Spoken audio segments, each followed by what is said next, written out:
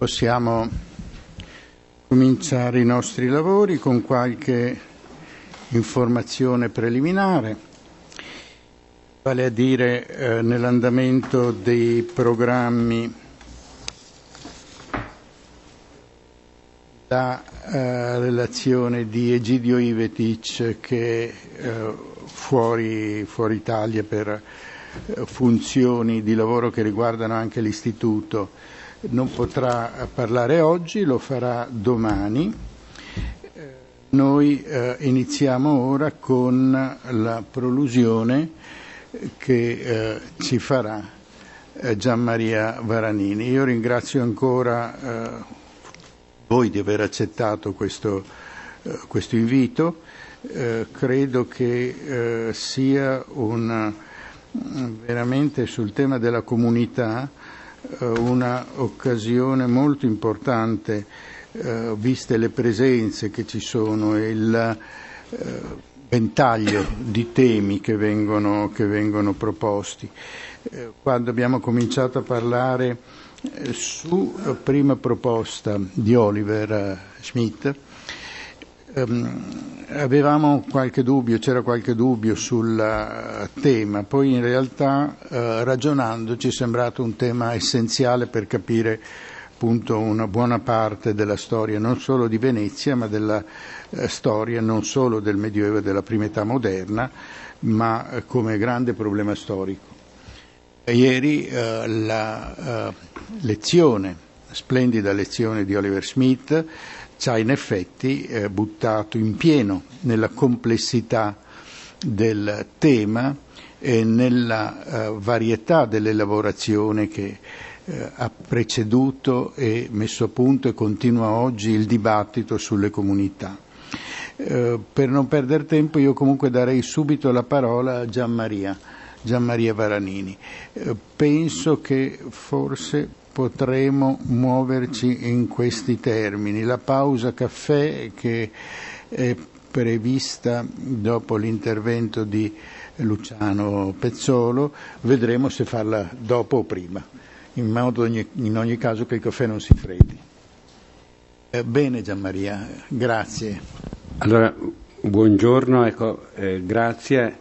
Io comincio naturalmente appunto ringraziando per l'invito e anche scusandomi perché, come sanno gli organizzatori, per imprescindibili doveri didattici devo appunto rientrare poi rapidamente a Verona.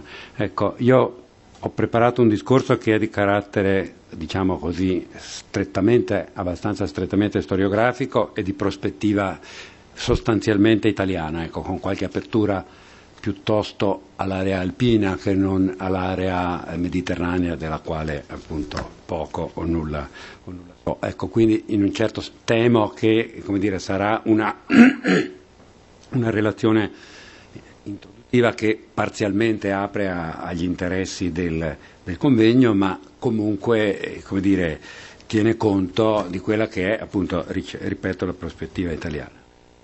Allora, nel titolo di questo convegno figura la classica coppia concettuale proposta 130 anni fa da Ferdinand Tönnies, comunità e società, Gemeinschaft e Gesellschaft, un classico evergreen della sociologia, ristampato in Italia anche molto recentemente a cura di Maurizio Ricciardi per la Terza. Nel progetto del nostro incontro i due termini sono e le realtà ad essi sottese sono indicati come costitutivi di una entità complessa e dalla identità in fondo sfuggente come il Commonwealth veneziano, che è una costruzione ideale e concettuale che rinvia in qualche modo al contrattualismo, a relazioni di mutuo riconoscimento, di carattere pattizio e bilaterale.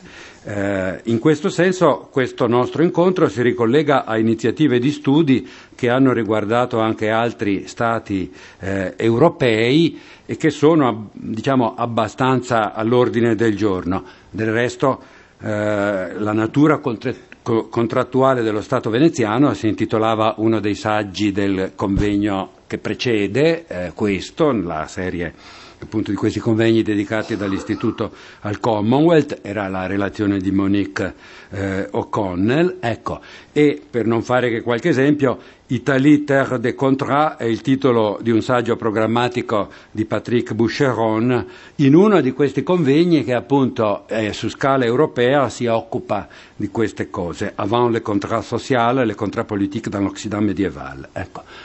Io stesso, in uno dei convegni di questa lunga serie organizzati da Boucheron, da Genet, da Foronda alla casa di Velázquez, e questo convegno al quale avevo partecipato si chiamava Des chartes aux constitutions autour de l'idée constitutionnelle en Europe du XVIIe siècle, ecco, e in quella sede ho negato che a dire la verità non è stato difficile, ma ho negato che nell'incessante negoziazione sul potere che riguarda la terraferma 4 e 500esca si possa parlare, come era l'idea di questo convegno, di una constitution coutumière, d'un ensemble de normes auxquelles, indépendamment de sa forme juridique, une société accorde une valeur fondamentale parce qu'il définit, garantit et règle sa relation au pouvoir et fixe partant l'état d'un échange politique. Cioè, esiste la negoziazione, ma non esiste un riferimento, diciamo così, previo, costituzionale, nell'ottica appunto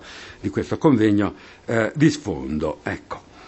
E quindi ecco, mi sembra che il concetto, il termine di Commonwealth faccia riferimento a relazioni di questo tipo, e credo che le relazioni dei prossimi giorni, di oggi e di domani, lo dimostreranno. Ecco, sono andato a vedere l'uso di questo termine nella storiografia, soprattutto medievistica italiana recente.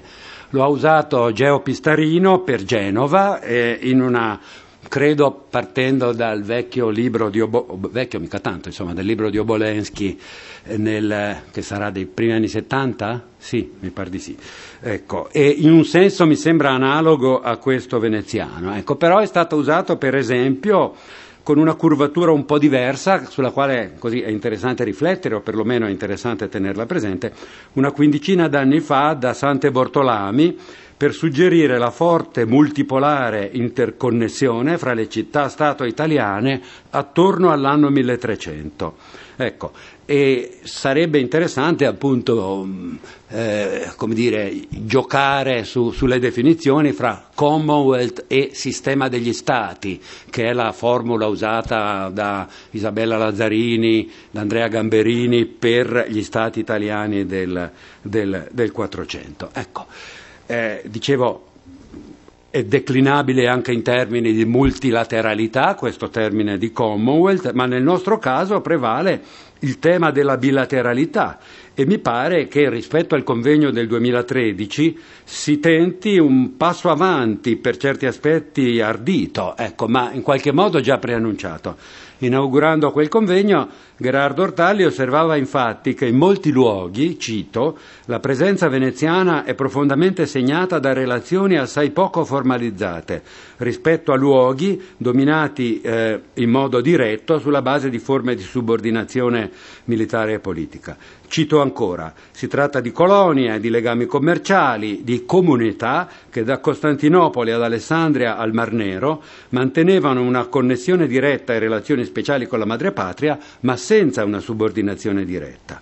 E continua, in effetti, in molti luoghi nei quali Venezia non esercitava prerogative in termini di effettiva statualità, il suo ruolo si esprimeva nella capacità di far sentire la propria presenza attraverso legami e connessioni che funzionavano in qualche modo a prescindere da partecipazione a organizzazioni pubbliche strutturate di natura statuale. Quindi questo è il fine della citazione, questo era, diciamo così, in qualche modo l'assunto. Quindi il programma di questi giorni risponde all'intendimento di mappare, mediante campionature dislocate su un arco temporale piuttosto lungo, i rapporti tra Venezia e questa variegata tipologia di realtà sociali e istituzionali. A giudicare dai titoli delle relazioni in programma si parlerà di realtà, di comunità cittadine e di comunità di villaggio della terraferma, di comunità cittadine o di castello dello Stato d'Amar, di gruppi sociali o di strati sociali della società urbana di Venezia o delle città dalmate, di comunità di pastori slavi della Dalmazia tardomedievale, di comunità coloniali o insediate in colonia nel Mediterraneo, in forma di colonia nel Mediterraneo greco-bizantino e arabo, e perfino di comunità religiosi assistenziali e monastiche. Quindi è una prospettiva varia e molto impegnativa, ed è cangiante l'idea stessa di comunità e di realtà sociale che è sottesa a questa gamma così diversificata di realtà umane, più o meno istituzionalizzate, caratterizzate da un maggiore o minore tasso di autocoscienza e di formalizzazione, così come, e questo è un aspetto rilevantissimo, da un'attitudine molto varia alla sedimentazione di una documentazione scritta. Ecco. Del pari, e specularmente, se questo è l'interlocutore fuori dalla laguna, è ragionevole pensare che all'interno di quell'arcipelago di poteri che è la Costituzione materiale di Venezia, che dà in qualche modo sostanza all'idea di Commonwealth, l'interlocutore specifico di queste comunità, appunto, certo è Venezia e le sue istituzioni nel suo insieme, ma possa anche essere declinato in termini di questa o quella magistratura, istituzione realtà. Ecco. Quindi un complesso laboratorio campionario di modelli di identità visto appunto in questa relazione bilaterale. Allora, se questi sono i dati di partenza, e mi scuso perché così di questa lunga premessa, è evidente che il compito che mi è stato affidato di una riflessione introduttiva è particolarmente complesso, perché il punto di vista limitato all'Italia, il solo che posso sia pure limitatamente offrire, è tutto sommato insufficiente. Ecco. E occorrerebbe invece, per molti contesti territoriali nei quali Venezia appunto non esercitava prerogative in termini di effettiva statualità, occorrerebbe, dicevo, dare almeno un'idea dei modi e dei tempi nei quali il tema Gemeinschaft, l'attenzione al rapporto fra Venezia e l'entità sociale e comunitaria, si è storiograficamente consolidato. Ecco, di sostanza della storiografia sulla Dalmazia non so nulla, ecco, ed è invece evidentemente, ma salterà fuori dalle relazioni specifiche, ma in questa sede appunto non ho potuto parlarne.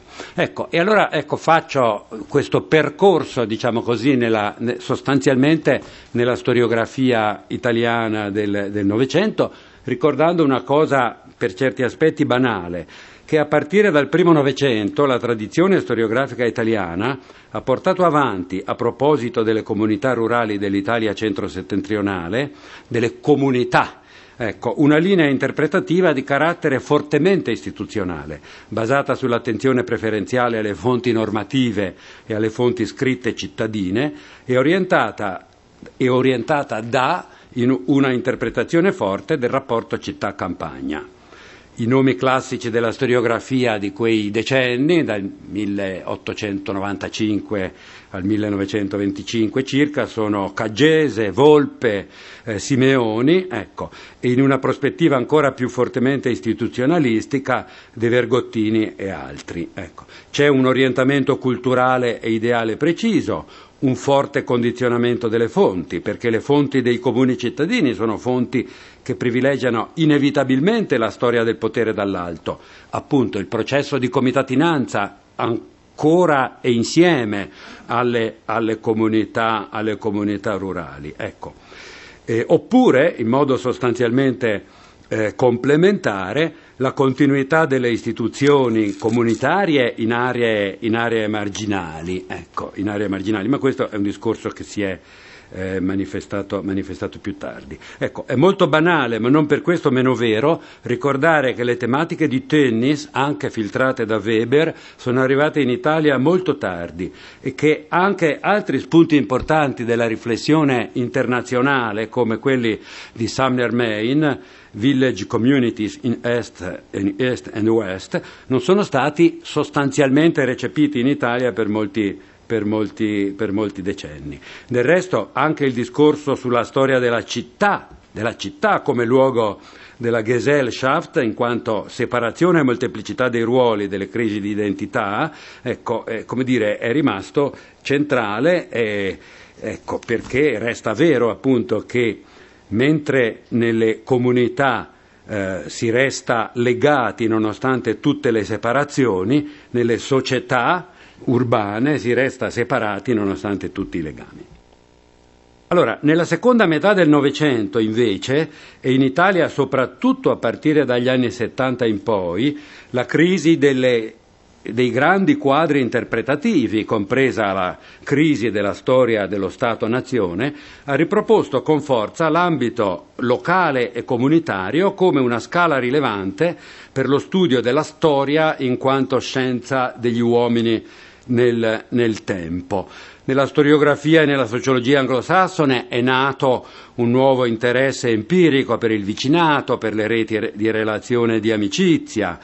Un segnale di questo revival viene solitamente considerato un articolo di Macfarlane, History, Anthropology and the Study of Communities, sulla Social History del 1977. Ecco, ho cercato anche delle tracce nella, come dire, riflessione italiana di questi anni 70. Ecco, mi sono imbattuto in un bellissimo numero monografico della rivista Antropologia Museale, che vi consiglio di leggere se lo trovate. Ecco, credo che si trovi anche online. Ecco, perché in particolare una riflessione molto interessante di Fabio Dei, che è un antropologo culturale di Pisa, ecco, su alto e basso nelle culture, ecco, e ha fatto vedere come quel numero monografico parte dalla crisi dei musei rurali in Italia, no? Quei musei nati negli anni 60 e 70, quando l'Italia fuoriusciva dalla ruralità e si avviava il moderno. Ecco, anche la storia delle comunità, comprese quelle delle comunità venete a partire dagli anni 70 in poi, in fondo, ecco, rientra un po' in quella stagione, no? Ecco. E in questo saggio veniva inserito molto opportunamente, appunto, come dire, questo interesse in quegli schemi, appunto, che in particolare Alberto Maria Cirese aveva proposto, no? In un cruciale articolo degli anni 60 su Gramsci, ricavava dai quaderni questa rappresentazione oppositiva: folclorico versus ufficiale, subalterno versus egemonico, semplice versus colto, disorganico versus organico, frammentario versus unitario, implicito versus esplicito, degradato versus originale. Allora, De Martino e Bosio partivano da questa distinzione degli ambiti culturali anche per modificarla. L'interesse di Cirese era invece, diciamo così, più politico, insomma. Per De Martino e Bosio credo che sia molto evidente. Per Cirese l'interesse era più classificatorio, ecco, ma è di qui, come dire, dalla presa di coscienza dell'importanza di questa dimensione bassa, fra virgolette, che nasce una certa sensibilità. È ovvio che, come dire, i due mondi non sono incomunicanti, basta pensare a Menocchio, basta pensare a certi lavori di Ginsburg e anche di tanti altri. Ecco, quindi allora anche in Italia, appunto, come dire, per qualche tempo negli anni 50 e 60 la chiave di lettura prevalente per quello che riguarda le comunità e le comunità rurali è stato il discorso della proprietà fondiaria, dei rapporti di produzione, no? Ecco. Ma successivamente la storia delle comunità rurali di antico regime è appunto stata individuata come uno dei letti di Procuste più favorevoli sui quali stendere questo nuovo interesse per l'ambito locale e, fra virgolette, e per, diciamo, le culture in qualche modo subalterne. Come è ben noto, proprio le ricerche sulle comunità rurali della terraferma veneta in età tardo medievale moderna, sollecitate indirettamente dalle suggestioni di Gaetano Cozzi e portate avanti da Claudio Povolo e da altri studiosi a partire dalla fine degli anni 70, hanno costituito agli albori di questa tendenza un test nel loro insieme significativo, perché nell'arco di poco più di un decennio sono stati approfonditi veramente numerosi contesti. Ecco. E va detto che peraltro che se guardiamo nell'insieme quella stagione, se esaminiamo l'Italia nel suo insieme, l'approfondimento è stato disuguale e riguarda prevalentemente la Lombardia, la Toscana, il Veneto, il Piemonte.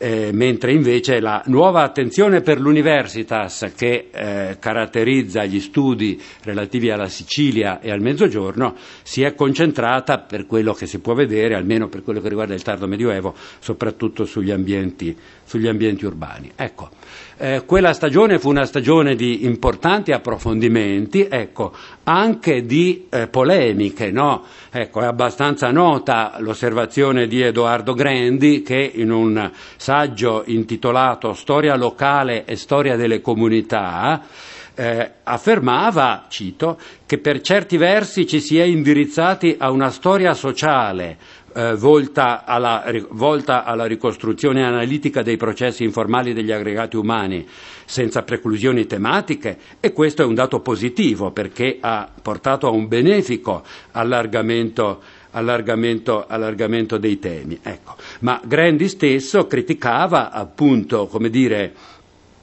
quello che lui definisce il paradigma debole di questi studi. A suo avviso un limite grave di questi studi sulle comunità era il non aver superato l'indifferenza e l'estraneità che contraddistinguono gli storici italiani rispetto alle discipline che praticano la ricerca sul terreno, gli antropologi e gli etnografi, gli archeologi, i geobotanici, no? Ecco, c'è tutta una linea che è stata portata avanti soprattutto in Liguria di studi delle comunità in questa prospettiva. Ecco.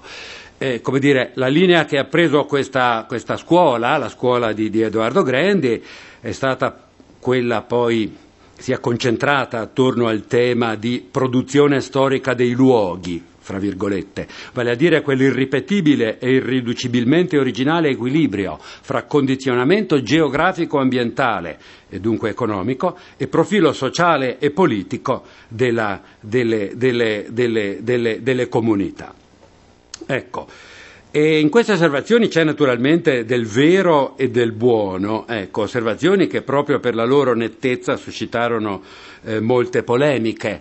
Una reazione fu quella di Giovanni Tocci in un volume del 1997 intitolato Le comunità in età moderna, problemi storiografici e prospettive di ricerca, che proponeva una equilibrata rivisitazione con molti spunti interessanti.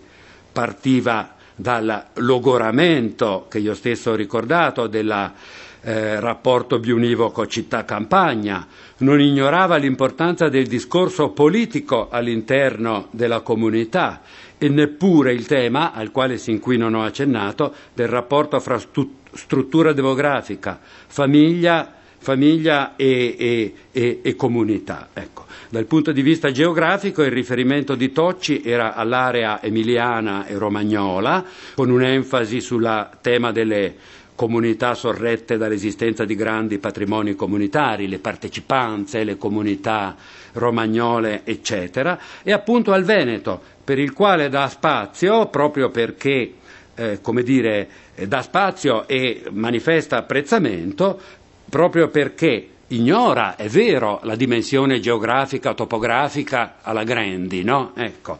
E però, dice Tocci, non assolutizza e non astrae il tema comunitario, ma lo legge in un contesto statuale. Lo raccorda per esempio al tema delle istituzioni territoriali, i territori organizzati nei contadi di terraferma a partire dal 400-500 come rappresentanza strutturata e burocratizzata degli interessi delle comunità rurali dei singoli distretti cittadini. Ecco, la linea prevalente nella storia di queste comunità venete portata avanti negli anni 70-80 è stata sicuramente quella appunto sostenuta da Claudio Povolo. Ecco, c'è stata anche una linea più attempata e più retrograda nella quale io stesso mi sono collocato, per esempio studiando la Valpolicella e pagando un tributo, lo devo ammettere, al vecchio schema del rapporto città-campagna, che invece almeno nella maggior parte degli studi comunitari è come dire, messo fra parentesi o messo in secondo piano. Vedo Lucio che sorride e poi dirà la sua su queste questioni. Sempre negli anni 80 e 90, in altre regioni italiane, lo studio delle comunità rurali è stato condotto secondo orientamenti diversi. Nel Piemonte medievale, per esempio, dove le ambizioni egemoniche delle città sono state meno forti, è stata la signoria rurale e il connesso esercizio dei diritti pubblici, lo sfondo istituzionale concreto sul quale la vicenda delle comunità si è dipanata. Mi riferisco in particolare alle ricerche di Guglielmotti sul Piemonte periferico, la zona di Cuneo e Saluzzo e le vallate vicine, il Piemonte non urbano, diciamo così, no? Ecco, a debole, appunto, e debolissima polarità urbana, ecco. È stato teorizzato alla convinzione che in zone distanti da città o con un debole legame con il centro urbano si possano meglio apprezzare le capacità di iniziativa delle comunità contadine. Non a caso è a partire da questi territori che è partita un'altra linea di ricerca, quella di Angelo Torre, che ha sviluppato fortemente il discorso dell'autocoscienza comunitaria, in particolare sul versante anche poi sfruttando, diciamo così, le tematiche religiose della identità, delle confraternite, delle confrarie e quant'altro. Ecco, allora, come dire, la situazione per certi aspetti, diciamo così, in questo arco ventennale che ho citato, sta nei termini nei quali appunto molto rapidamente ho cercato di schizzarla. Ecco, come dire, in un certo senso era una situazione priva di vie d'uscita apparenti, no? Ecco, che non poteva trovare, per esempio, utili comparazioni con la situazione francese, ben diversamente arata dalle tante thèse a livello di regione storica e sostanzialmente omogenea. È significativo che già negli anni '80 Monique Bourin e Durand avessero proposto, come dire, sintesi, vivre au village au Moyen-Âge, les solidarités paysannes du XIe-XIIIe siècle, e ancora village médiévaux en Bas-Languedoc, genèse d'une sociabilité, no? Con questo concetto di sociabilité communautaire che è tipica un po' degli studiosi francesi, no? Ecco, è una linea che poi è andata avanti, ha portato altre sintesi interessanti della storiografia francofona, soprattutto in area alpina. C'è una monografia di Mouton e un'altra di Mouton sulle communautés rurales en Europe au Moyen Âge, une autre histoire politique du Moyen Âge e un'altra sulle Alpi. Anche un altro filone di studi sviluppatosi negli anni '80 ha avuto tangenze con la situazione italiana, forse più degli studi francesi, ecco, sugli studi sulle comunità italiane, ma un impatto a mio avviso non decisivo. Mi riferisco a Peter Blickle e alla proposta del comunalismus comunalizzazione, proposta nata in riferimento alla riforma protestante e dunque proiettata su una cronologia più bassa e su un territorio che è quello svizzero e tedesco meridionale. Come è noto, l'idea di fondo, valida in realtà, secondo Blickle, tanto per i contesti urbani quanto per le comunità rurali, è quello della formazione progressiva di communitates cum imperio, cioè comunità provviste di prerogative legislative, giudiziarie e di coercizioni, una sorta di contromodello in quel territorio, in quell'area, rispetto alle gerarchie signorili e feudali.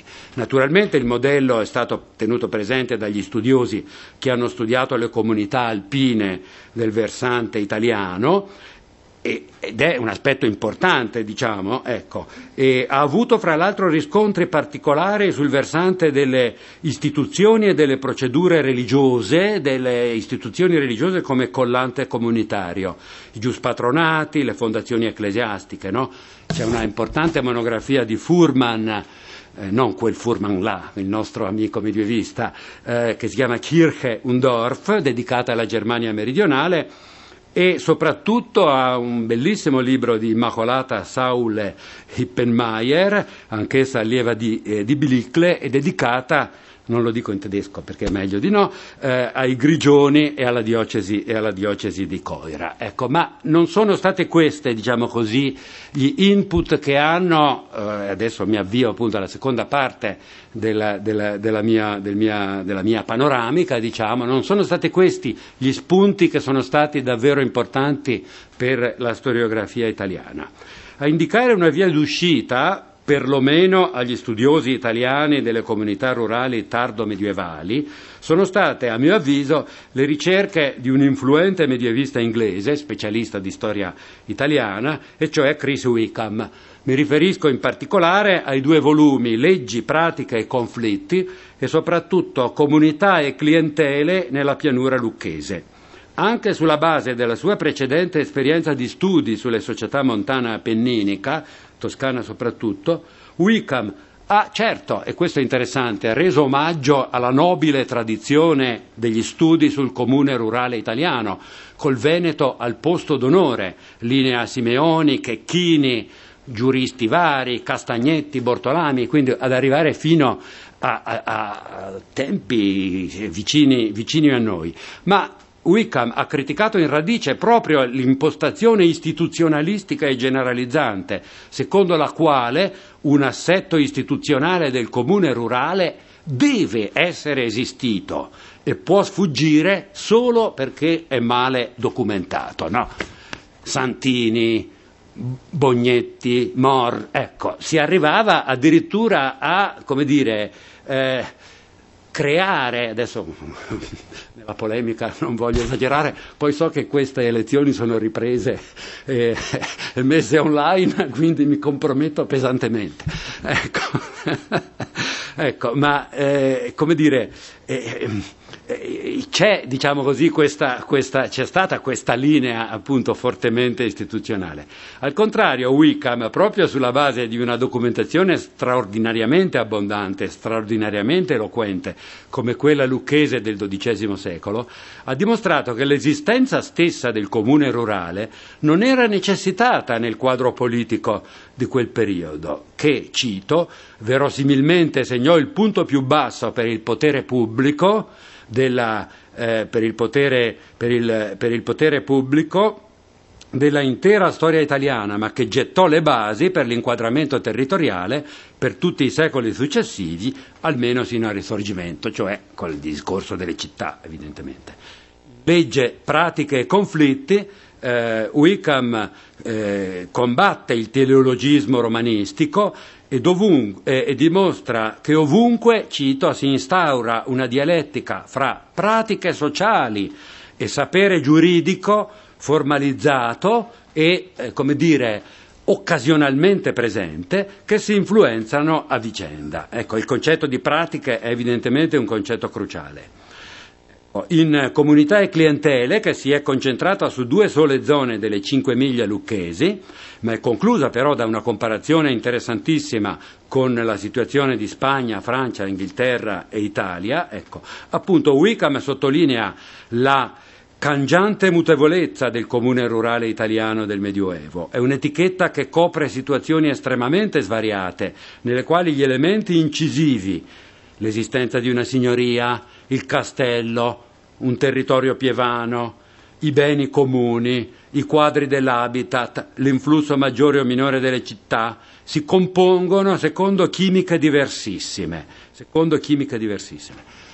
Se si volesse dare una diagnosi descrittiva, ci dice Wickham, l'elemento strutturante della società rurale del XII secolo sono non il comune, ma le consorterie, le clientele e le società face to face, direbbero gli antropologi, i microinsediamenti di contrada, di subcomune, ecco.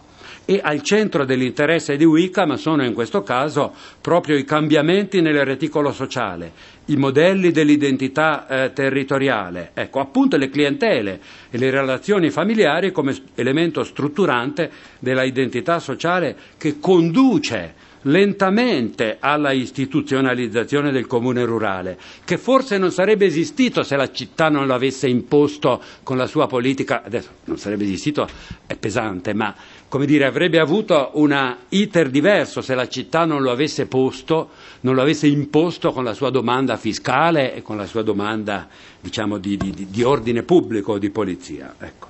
Lo sviluppo delle identità territoriali locali, cioè la nascita del villaggio, è insomma il punto d'arrivo di un processo estremamente complesso che in questo caso segue questi ritmi e queste procedure. Ecco. La lezione che ne viene è che ogni visione, come dire, generalizzante e omogeneizzante va presa con le pinze. Ecco, non è possibile, appunto, come dire, costruire modelli che abbiano una valenza generale. Lo cito ancora e poi finisco. Nel XII secolo non esistono, cito, punti di riferimento privi di ambiguità per definire l'identità di villaggio. Non esistono confini ben delineati che delimitino i territori dei villaggi. Forse i termini di villaggio e di territorio sono fuorvianti.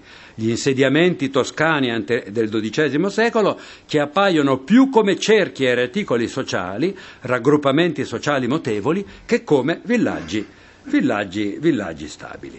Ecco, allora le ricerche di Wickham risalgono a una ventina di anni fa, ecco, e come dire, l'entroterra veneziano ha come Veneto, come ho detto, ha una tradizione erudita magnifica da valorizzare e anche una traduzione recente di studi sulle comunità. Ecco, tuttavia va detto che negli ultimi 15 o 20 anni, ecco, la spinta propulsiva sembra in parte esaurita, almeno nelle forme nelle quali si era espressa nei decenni scorsi, no? Anche forse proprio in questo convegno l'esigenza si ripresenta in nuove forme, ricollocando le comunità, anche le comunità rurali e le realtà sociali nel contesto istituzionale più vasto, diciamo, no? Ecco. Quali sono i segnali di novità nella storiografia italiana recente su queste tematiche? Nell'Italia settentrionale in generale. Ecco, a mio avviso le proposte significative dal punto di vista proprio della come dire, lucidità della proposta storiografica sono due, quella di Luigi Provero e quella di Massimo della Misericordia. Luigi Provero ha pubblicato 3 o 4 anni fa un volume intitolato Le parole dei sudditi, azioni e scritture della politica contadina del 200. È interessante vedere che questo titolo è quasi identico al titolo di una monografia che uno storico moderno veneto, che si chiama Andrea Vianello, ha dedicato alla politica nel comune rurale di Rosà o di Bassano, se non ricordo male.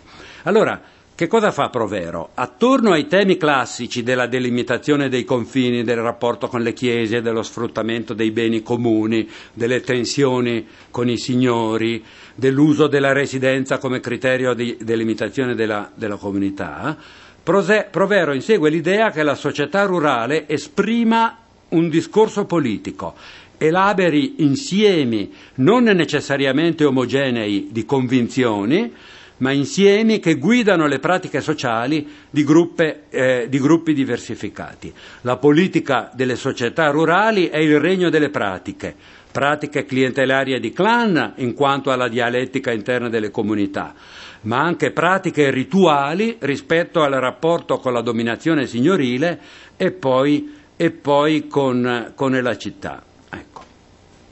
Ai fini di quello che io devo proporvi come riflessione preliminare per il nostro convegno, non interessa tanto se la ricerca di Provero consegua l'obiettivo, cioè se davvero le comunità venete, piemontesi, soprattutto piemontesi e lombarde, che lui studia,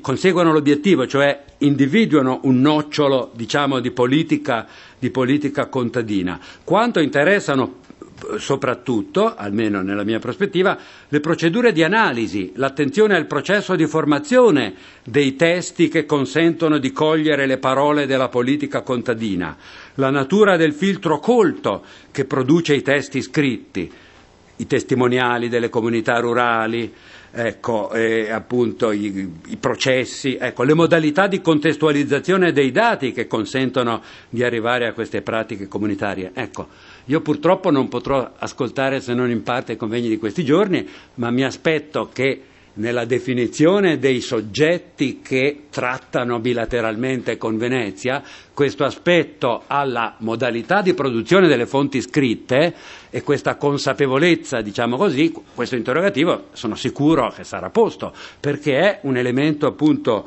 cruciale, diciamo così, in ogni prospettiva. Mi immagino che i cancellieri delle città dalmate o i notai delle colonie veneziane di Tunisi siano al centro appunto di qualcuna delle relazioni che seguiranno oggi e nei giorni prossimi.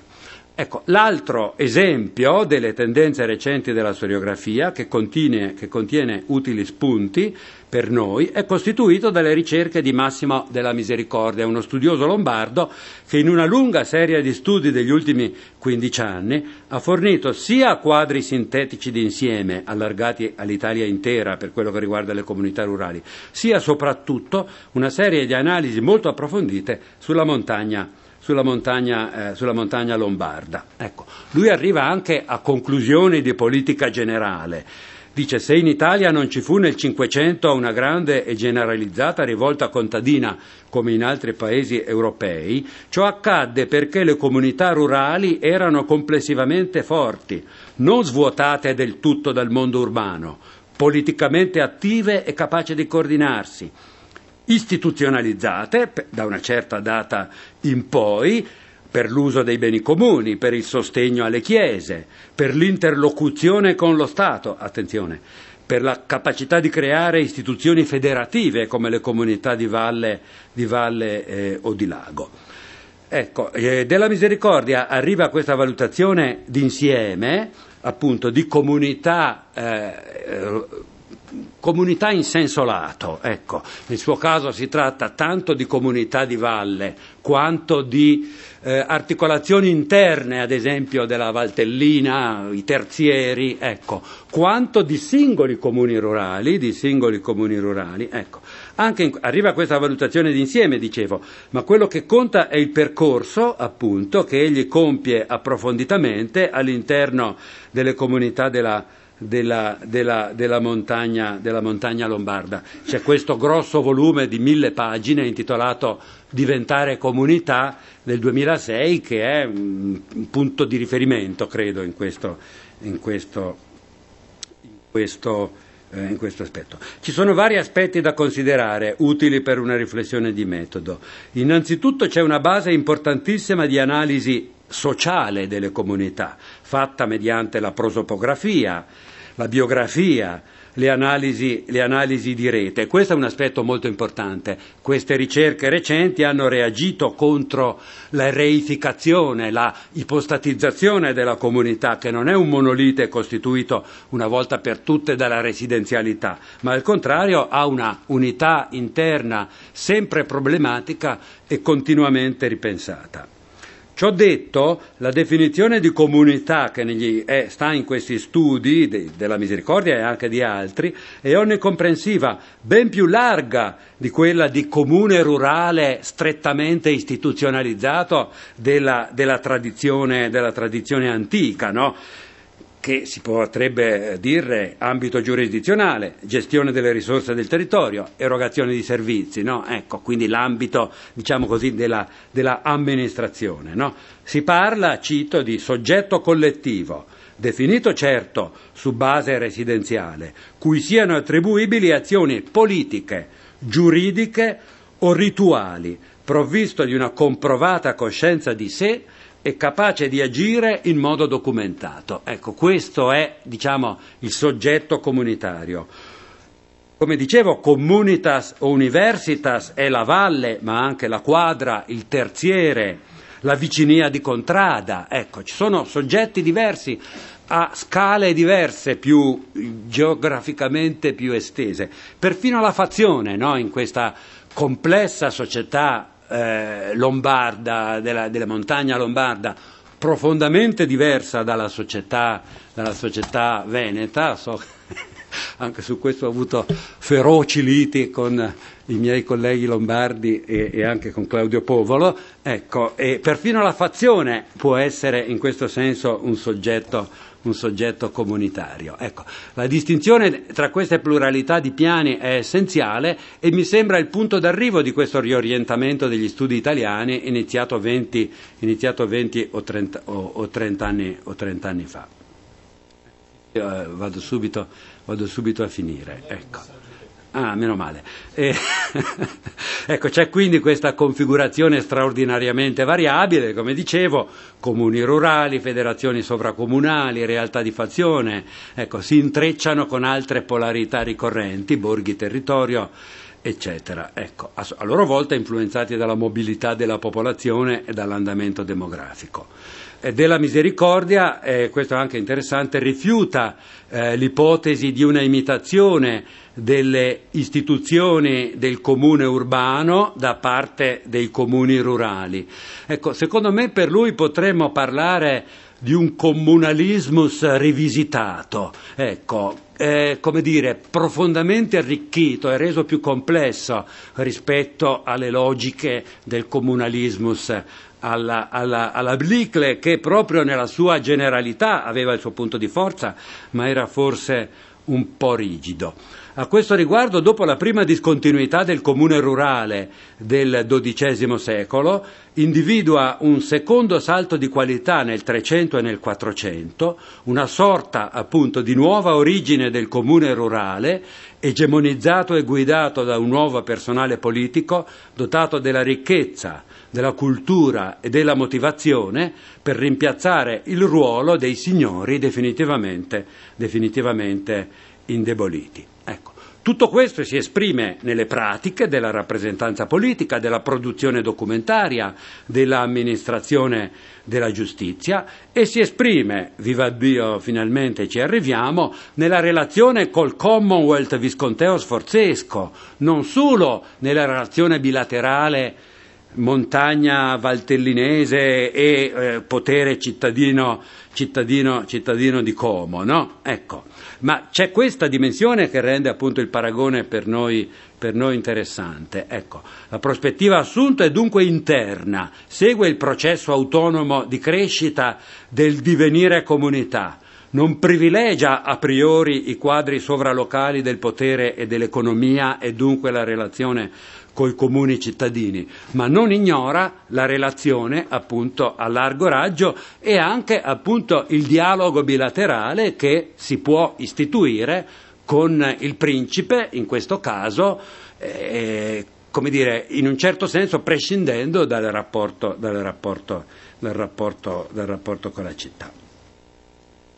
Salto qualche passaggio.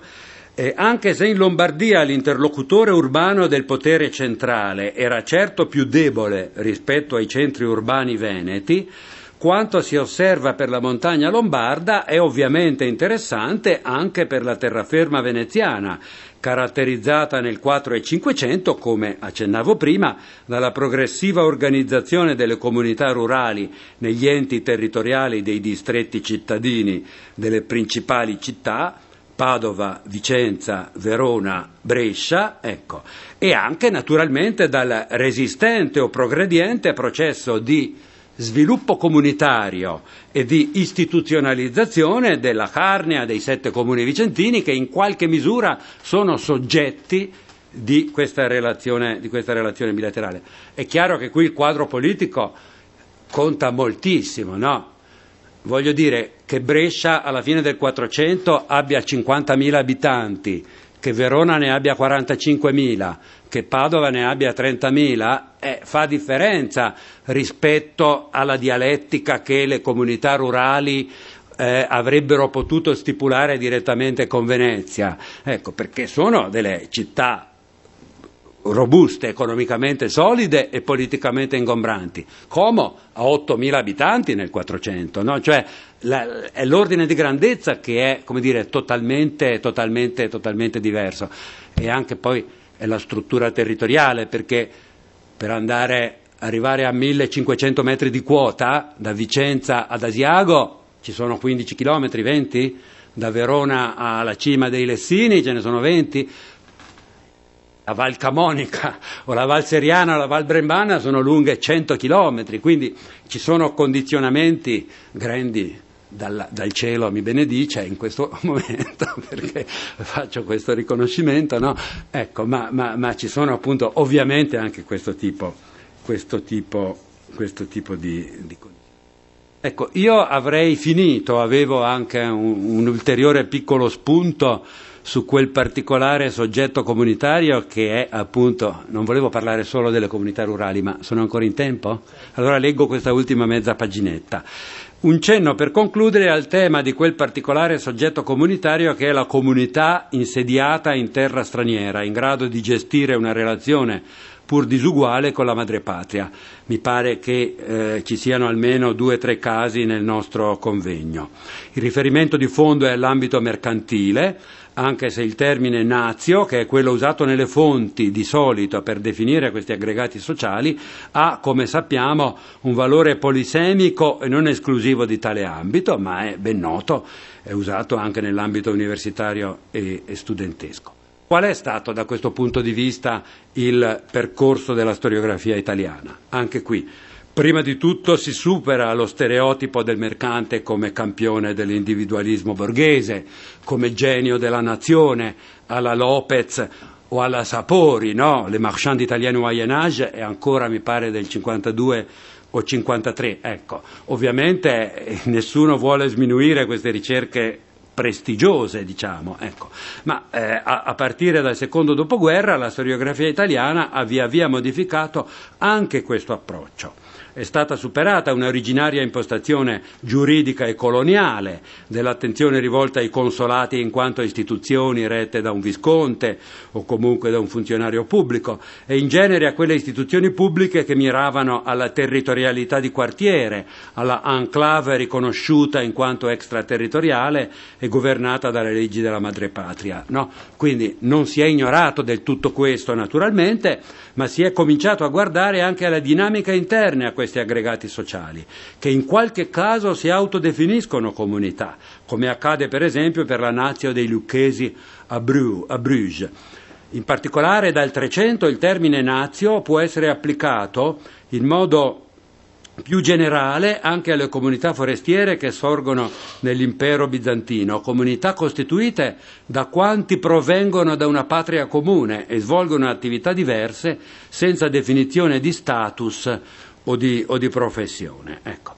Certo ci sono margini di autonomia rispetto alla madrepatria, c'è appunto questa negoziazione, si potrebbe dire con una battuta che si passa dal negozio mercantile alla negoziazione, però credo anche, almeno questa è la mia impressione, che vada esaminato caso per caso questo percorso di relativa emancipazione, per vedere quanto nei diversi casi resti invece di un atteggiamento di tutela della madrepatria. Ecco, resta vero, come è stato scritto, che di questo modello anche, diciamo così, di queste nationes più approfondite dal punto di vista sociale, più tornite dal punto di vista sociale, in ogni caso sono stati individuati soprattutto i livelli alti, le punte di diamante, piuttosto che la poliedricità del fenomeno. Anche lo sforzo collettivo maggiore che la storiografia italiana ha fatto per approfondire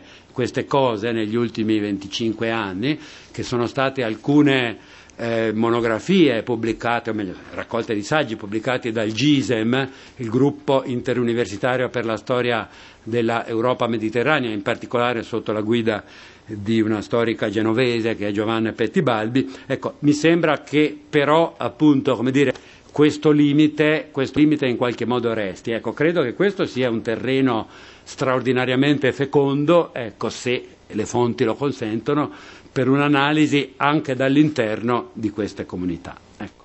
Ho finito e mi scuso della lunghezza.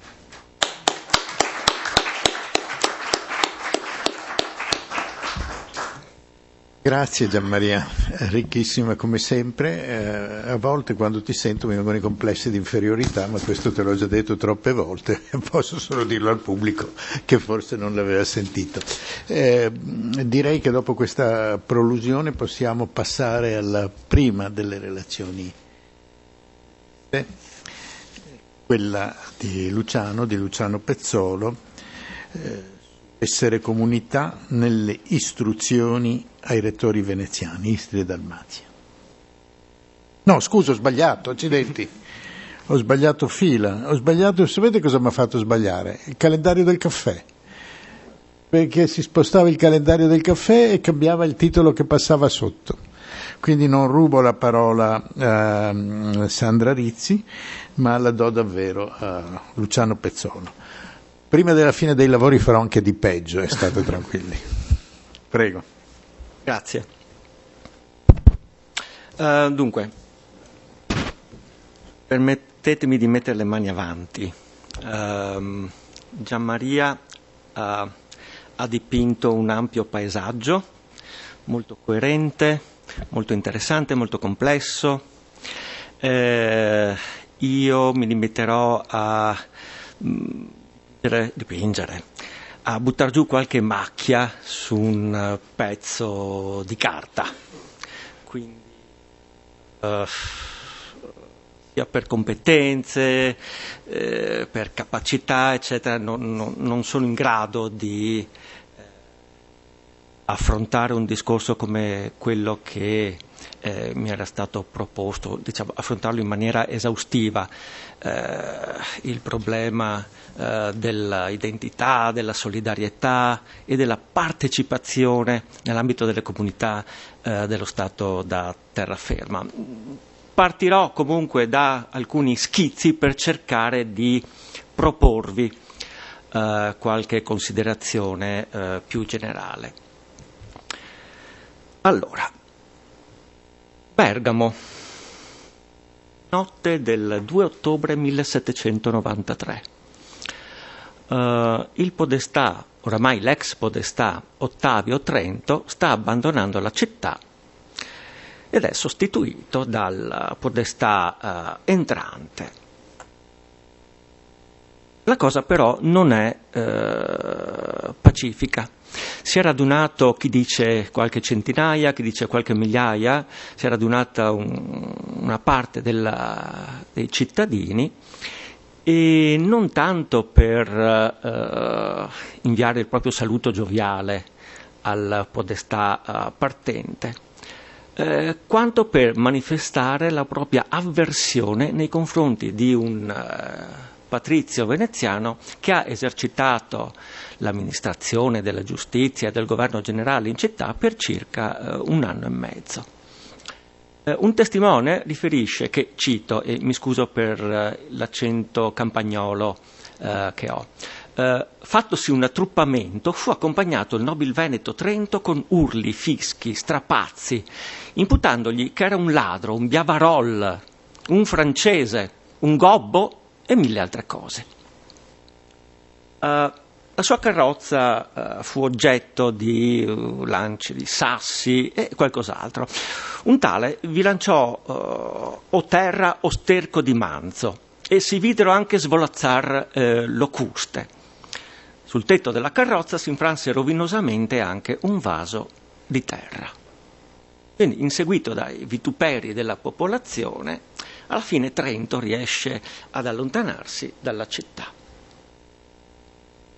Il fatto non è usuale, certamente. E il governo veneziano, in questo caso il Consiglio dei 10, appena arrivato all'orecchio del fattaccio a Bergamo, inizia a istruire un processo. Inizialmente il processo si basa su un memoriale di Trento, il quale accusa naturalmente i cittadini bergamaschi di non averlo fatto lavorare, di essersi sempre di aver creato sempre ostacoli alla sua azione. Il primo processo vede sostanzialmente l'assoluzione, la condanna di alcuni cittadini bergamaschi, ma i 10 non sono convinti. E quindi passano la responsabilità di una nuova istruzione alla Corte di Padova, col rito inquisitorio del Consiglio dei 10, quindi giustizia, potremmo dire, sommaria, sostanzialmente. Con qualche come dire, mal di pancia, i giuristi, i collaboratori, i tecnici della Corte di Padova vanno a Bergamo e istruiscono questo nuovo processo, questa volta contro l'ex podestà. E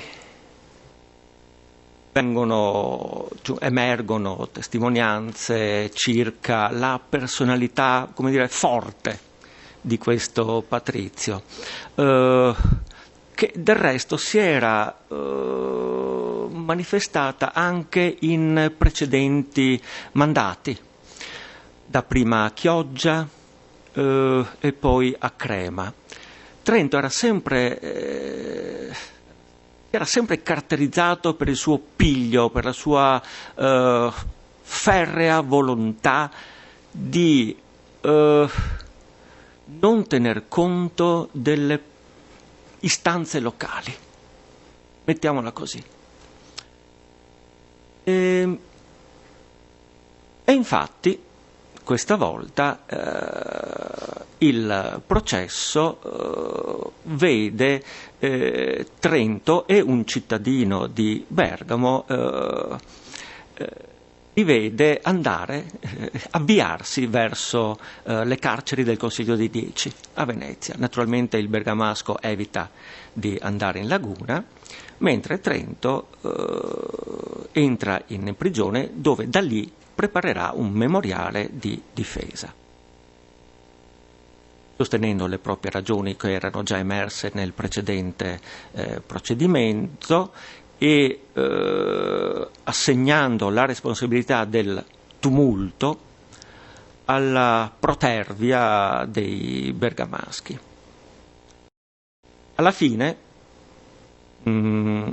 sia il bergamasco sia il patrizio veneziano vengono assolti, ma giustizia era stata fatta, nel senso che sul piano simbolico il governo veneziano aveva dimostrato di prestare orecchio alle istanze provenienti da una comunità certamente forte e certo peso come quella bergamasca.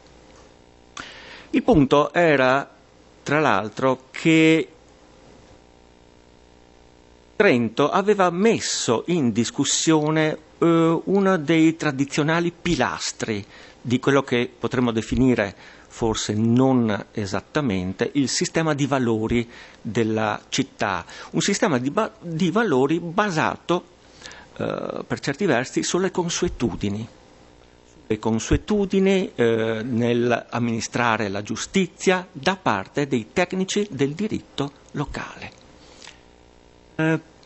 Questi tecnici del diritto si ergevano a difensori dei valori locali, delle tradizioni e delle consuetudini. Dunque, nel perseguire Trento, il governo veneziano si era assunto la responsabilità di manifestare clamorosamente la sua disapprovazione nei confronti del proprio patrizio, nei confronti di un membro di quello che, secondo me, giustamente si può definire casta di potere, il patriziato veneziano. Membro che aveva leso gli equilibri di una comunità locale. Quindi il processo, e solamente il processo, poteva ricostituire quell'equilibrio tra Dominante e Bergamo, in questo caso, che era stato rotto dall'improvvido comportamento di Ottavio Trento. In questo caso uno dei protagonisti è la comunità. Ma che cos'è una comunità? Gianmaria ci ha dato degli utilissimi elementi nelle sue considerazioni finali. Bergamo, o una città di terraferma, poteva essere considerata una comunità, e qui vediamo alla parte di la prima parte del titolo, identità e solidarietà. È molto difficile trovare delle solidarietà che coinvolgano l'intera comunità, sia essa urbana sia essa rurale. Quasi per definizione una città è percorsa da conflitti. Questi conflitti che emergono in maniera drammatica tra 500 e 600 in molte città della terraferma, e non solo in molte delle città della terraferma, direi in centri urbani dotati di ceti nobiliari forti in tutta la penisola e, se mi permettete, sperando che non funzioni la registrazione, anche in alcune aree d'Europa. Si tratta di scontri feroci, di fazione, nel momento in cui certe istituzioni cittadine di carattere giudiziario e politico sono messe in discussione dall'intervento efficace del governo, chiamiamolo centrale, nel caso veneziano direi della casta di potere veneziano, emergono delle contraddizioni per cui le fazioni nobiliari non sono in grado di scaricare a livello istituzionale locale le proprie tensioni e quindi scoppia la lotta di fazione, quella che caratterizza, ripeto, non solo la terraferma veneta. Per certi versi le stesse guerre di religione in Francia potrebbero essere lette come lotte di fazione all'interno della nobiltà francese, e se volete mi spingo anche oltre. La guerra civile inglese negli anni 40 del 600 può essere letta, secondo me con giustificazione, come una lotta di fazioni all'interno della nobiltà e dell'aristocrazia. Ma torniamo alla terraferma. Quindi, cos'è questa comunità? È una cosa strana.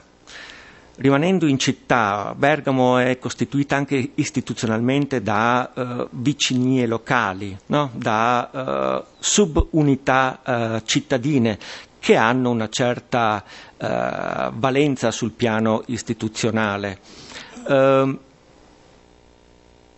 Sarebbe il caso di pensare a un conglomerato di borghi cittadini, di contrade.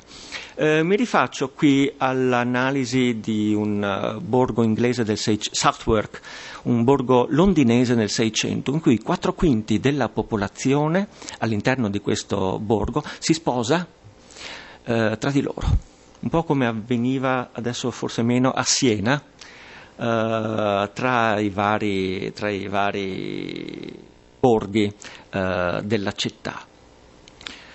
Tanto che lo studioso che ha fatto questa ricerca su Southwark giunge ad affermare che Londra potrebbe essere considerata come un insieme di cellule staccate tra di loro. Ovvio, questo dipende anche dalla crescita demografica di Londra, che fu strepitosa nel 600-700, e che questo comportò ovviamente, portò a drammatici mutamenti nel senso di identità dei londinesi. Si parla più di un mosaico di vicinati che di una singola informe comunità. E questo sarebbe, secondo me, un'utile ipotesi per studiare le nostre città di terraferma e per certi versi Venezia stessa. Che cosa quali sono altri interrogativi che ci pongono la vicenda di Ottavio Trento e di Bergamo? Beh, intanto il senso della giustizia, dell'esercizio della giustizia del governo veneziano nei confronti delle comunità. Ne esce un governo preoccupato sul piano anche simbolico di amministrare in maniera, non so se mettere le virgolette o meno, le metto, equa, la giustizia nei confronti dei propri sudditi. Questo avviene nei confronti di Bergamo, ripeto, una città lontana, abbastanza forte. Nel Settecento il bergamasco sta crescendo sul piano economico e sociale, ma lo stesso occhio apparentemente è sensibile anche verso comunità molto più umili. E qui passiamo nel 1516 in una piccola comunità a Buia, nell'Alto Friulano, feudo dei Savorgnan, dei potenti Savorgnan. Savorgnan vuole sfruttare una parte della popolazione per migliorare lavori al proprio castello, e la comunità si ribella perché le consuetudini vietano questo sfruttamento di forza lavoro da parte del signore. Uno dei notabili locali, Costantino Rizzardi, chiama in aiuto il comune. Di fronte a, usiamo il termine, bravi di Savorgnan, Rizzardi chiama il comune e gli abitanti accorrono e picchiano i malcapitati servi di Savorgnan e li mettono in fuga. L'intera comunità subito dopo si impegna a resistere a qualsiasi pressione del feudatario. Dapprima il processo viene intentato a Udine, seguito dal luogotenente, il quale dà ragione a Savorgnan per vari motivi. Savorgnan svolge un ruolo fondamentale sul piano politico e militare ai confini del Friuli, quindi è un personaggio di notevole rilievo, ma poi alla fine il processo viene assunto, la questione viene assunta da Venezia e vede l'esito favorevole al comune, nei confronti della comunità. E nonostante Savorgnan si disperi dicendo che questo comune si sta comportando come i cantoni svizzeri, l'incubo di gran parte dei ceti dirigenti europei tra 4 e 500, Buia ne esce vittoriosa. Anche in questo caso Venezia si mostra in grado di offrire uno spazio giuridico a favore, o perlomeno a disposizione, anche dei ceti sociali, diciamo, che non sono tra i più elevati politicamente ed economicamente dello Stato. Ovviamente è difficile generalizzare. Quello che è interessante, tuttavia, mi sembra, è questo elemento che per certi versi dovrebbe essere confrontato con altri casi italiani ed europei. In altre parole, gli esempi che vi ho proposto si possono ritrovare come politica giudiziaria anche in altri stati? Apparentemente sì. Nel Granducato di Toscana, ad esempio. nel sud della Francia abbiamo vari esempi in cui piccole comunità, piccole o grosse comunità, sono in grado di accedere alle risorse giudiziarie messe a disposizione dal sistema legale statale.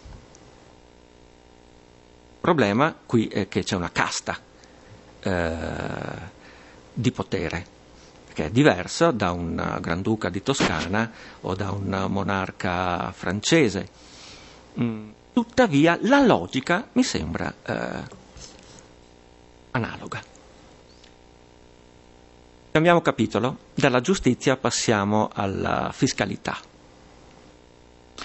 Dunque, i rapporti fiscali tra comunità e governo centrale è un classico.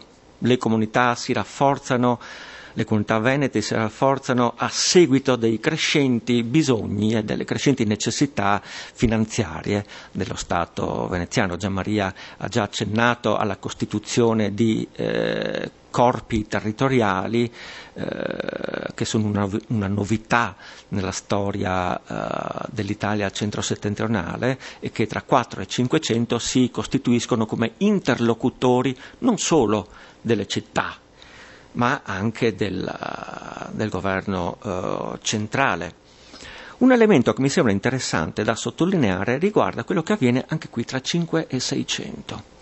Le finanze delle comunità, siano esse città o comunità rurali, nello Stato veneto entrano in crisi.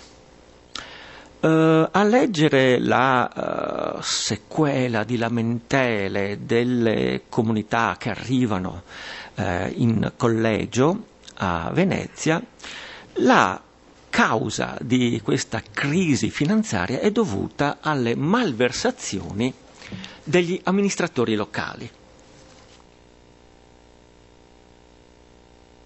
Lascio naturalmente qualsiasi considerazione su presente e passato.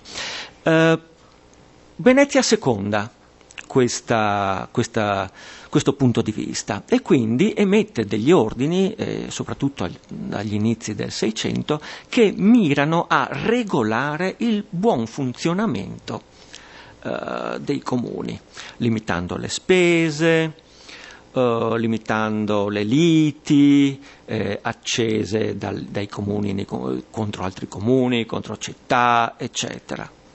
Ma questo non è sufficiente.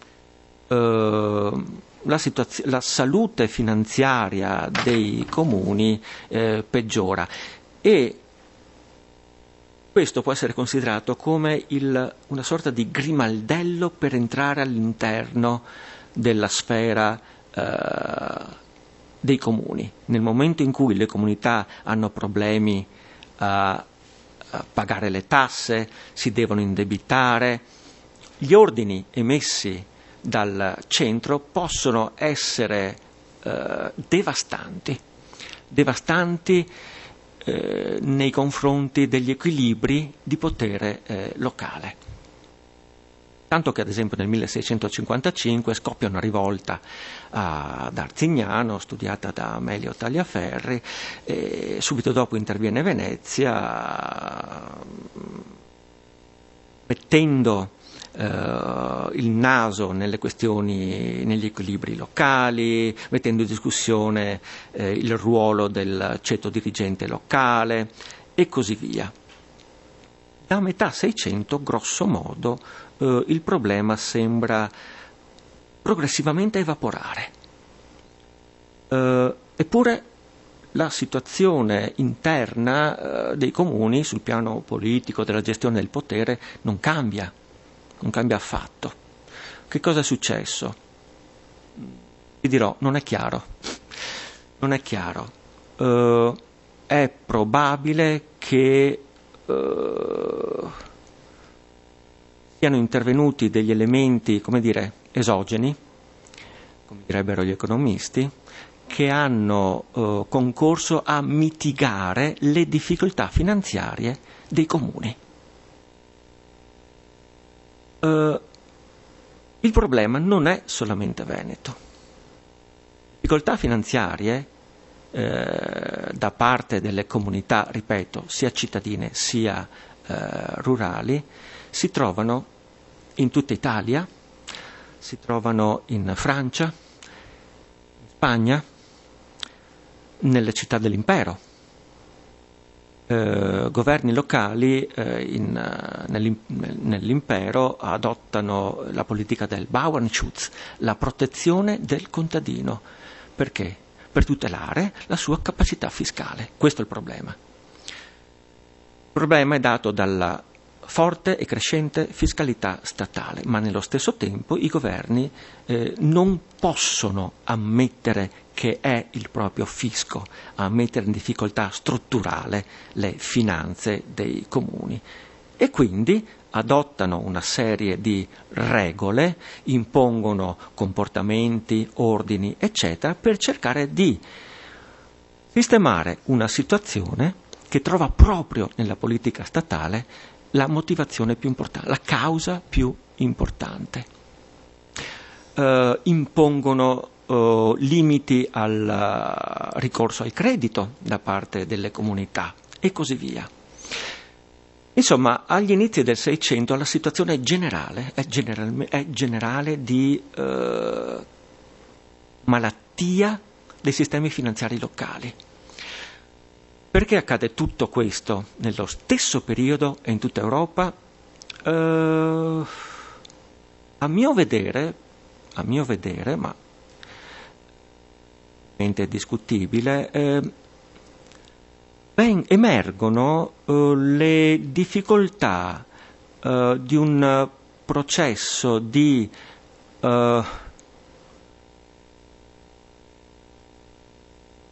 crisi avviato con la cosiddetta rivoluzione dei prezzi cinquecenteschi.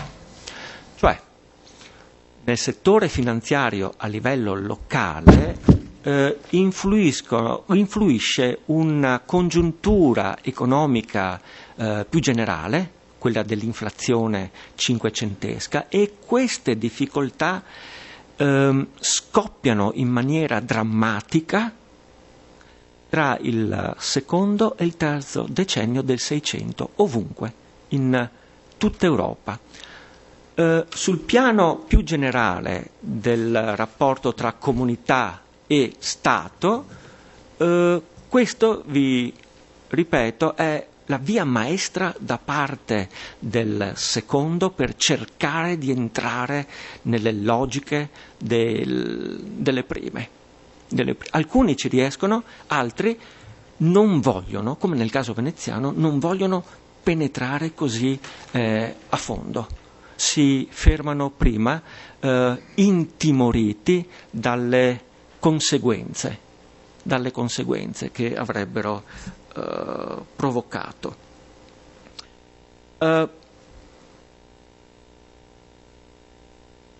Conclusioni finali, perché immagino che il caffè sia già pronto. Come possiamo leggere queste vicende? Secondo un'ottica, come dire, non certamente unicamente dall'alto e non certamente unicamente dal basso. La vicenda di Ottavio Trento apparentemente ci dice che i locali hanno vinto nei confronti del centro. I 10 hanno processato Trento, alla fine non l'hanno condannato, ma simbolicamente le istanze locali hanno prevalso. Dal punto di vista del centro, i 10 hanno dimostrato che Venezia è in grado di intervenire anche sui propri membri. Ottavio Trento era appartenente ad una famiglia, il membro di una famiglia particolarmente ricca, di recentissima nobilitazione, ma un personaggio di un certo peso. Nello stesso tempo Venezia è anche il centro in cui si raccolgono le istanze dal basso. Per certi versi la politica di, come dire, ordine, di controllo del territorio, che a partire da fine 5 viene esercitata sulla terraferma, è la risultante di pressioni provenienti dal basso, mercanti che vogliono le strade più sicure, comunità rurali che chiedono alle autorità veneziane di assicurare l'ordine. Caratteristico di questo è quello che avviene ad esempio nel 1600, nel secondo decennio del 600 nel lago di Garda. Milizie locali, le Cernide, vengono mobilitate dalle comunità per dare la caccia a una banda di personaggi locali. I sindaci armano i propri uomini, non tutti, a seconda diciamo, delle fazioni, però viene proposto questo quadro di cooperazione. Armati locali agli ordini di un provveditore veneziano vengono usati contro banditi locali. E la stessa cooperazione avviene anche in campo fiscale. Non è possibile che un governo eserciti la propria autorità in maniera inflessibile nei confronti dei soggetti contribuenti. Occorre una negoziazione e da questo punto di vista Venezia riesce nella prima età moderna a ottenere un, come dire, discreto prodotto fiscale grazie all'opera di negoziazione. E anche per questo verso emergono alcune differenze rispetto ad altri stati. Stati che apparentemente seguono una politica più dura nei confronti dei contribuenti, alla fine sono costretti a fare marcia indietro, come il classico lampante esempio della Francia del Grand Siècle. Rivolte contadine, rivolte urbane spingono il centro ad attenuare pesantemente la propria domanda. Alla fine cosa ne va fuori da questo Commonwealth veneziano? Un tipico stato d'antico regime, costituito da ovviamente gruppi di potere locale, strutturato in ceti, collegato al centro da relazioni formali ma soprattutto informali, che vedono una casta come protagonista, quella veneziana, a differenza di una monarchia dove è il principe e la propria corte che sono il centro dei legami informali che si dipanano su tutto lo Stato. Qui siamo in presenza di una casta repubblicana. Il problema, secondo me, centrale, già sottolineato, questo non è una novità, è che una repubblica basata su una casta non offre quelle prospettive di ascesa, di dinamica politica che invece si potevano prospettare sia in altri stati italiani sia nelle grandi monarchie. E probabilmente il crollo dello Stato veneziano di fronte alle baionette di Napoleone è dovuto anche a questo limite strutturale. Vi ringrazio per l'attenzione.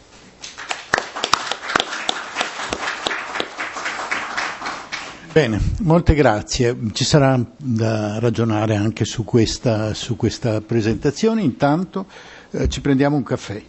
Il caffè è quella che qua chiamano la Sala del Re, che è questa stanza qua vicino. Stanza del Re perché c'è un gran ritratto che era stato donato dal Re all'Istituto Veneto. Giustamente. Non credo che abbia dormito.